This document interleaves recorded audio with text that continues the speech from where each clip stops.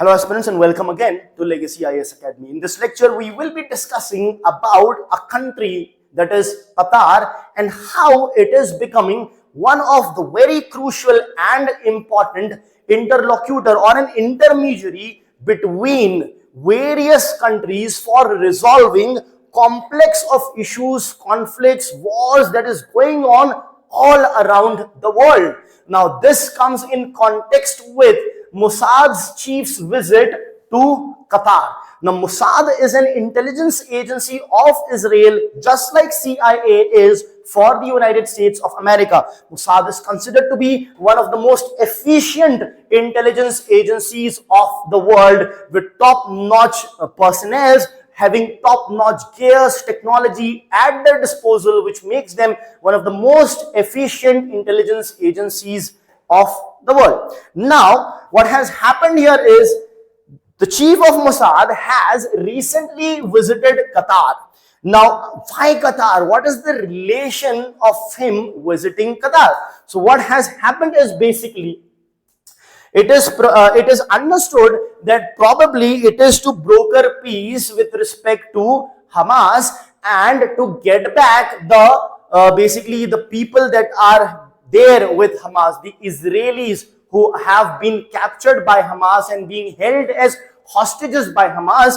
Israel wants them back. Israel's public is protesting against the Israeli government and asking them to get these hostages back. At the same time, these Israeli people are also protesting and saying that stop your Gaza, basically the Gaza rule or the Gaza approach that you presently have of capturing the entire Gaza. Take back that policy and broker a peace deal with Hamas and get back our hostages. All those things are happening. In this context, the chief of Mossad is visiting Qatar. Now, Qatar basically has been there to broker the deal or basically facilitate the talks between Taliban, USA, between USA, Iran, so on and so forth. So from the Taliban talks between Taliban and USA, plus the US Iran backchannel talks that have taken place, also Qatar was involved over there.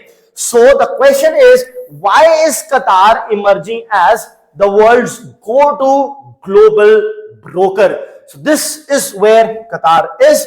Now, a small country, how is it? This is Qatar's flag basically. How is it emerging as the world's go-to diplomatic broker is what we will understand. Before that, an important announcement of the new batches that have started in Legacy IAS Academy. You can also enroll in these batches wherein you will be taught by the experts of UPSC Civil Services examination.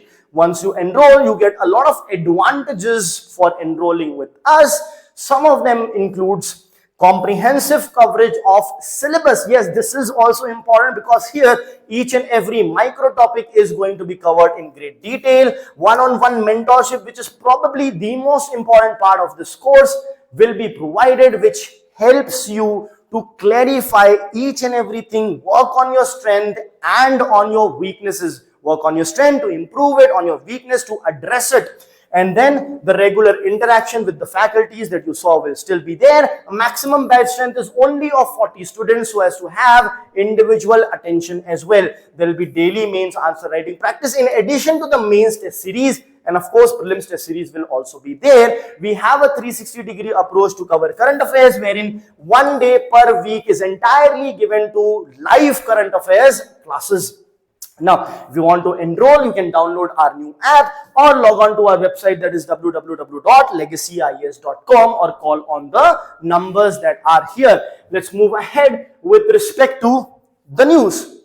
So basically, Mossad's chief David Bernia, he has visited Qatar. Now, the reason for that is to restart the Gaza peace talk. So with whom will this peace talk be? It will be with Hamas basically. So you have basically Israel or Israel's Mossad, plus the peace talk for Gaza will be with Hamas, and all this is being brokered by Qatar.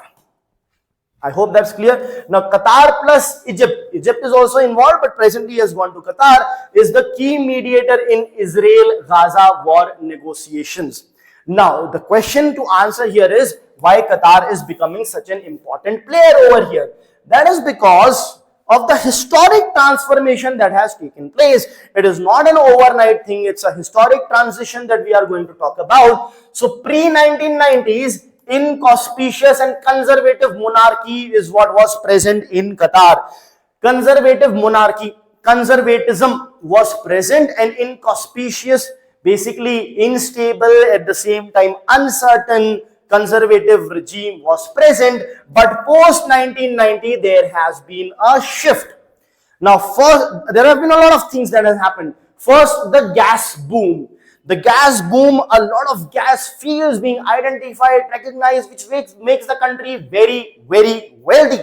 And this gives the country a big leverage. Imagine you have something which the rest of the world wants, and you can sell it at whatever the price you, not of course whatever the price you want, but at a very high price, and earn money. Why you are earning money? Because you are the one who is having those reserves, the others are not having those reserves. So you earn those reserves, the money from those reserves, so you can leverage this economic power for getting certain things that you may want for your country. Then there was the Sheikh Ahmad bin Khalifa's bold foreign policy, which was there, which has further enhanced this. Then you have the launch of Al Jazeera. Al Jazeera is basically a news network which has become a mouthpiece for the Middle East, and it has reshaped the Arab discourse. It is an international channel played in various countries, even in India. Al Jazeera streams, and it reshapes the let's say not just the agenda, but reshapes the thought, gives a different perspective with respect to the Western world. Or for international news, you might be listening to international Western world related news channels, but here you have a news channel from the Middle East reshaping the Arab discourse. Then you have the assertive global branding. So what is Qatar doing? Qatar is basically creating soft power for itself as well. Qatari personnel is actually owning the football clubs as well at the international level, and investing heavily, so the world gets to know who are the owners, the supporter of this club.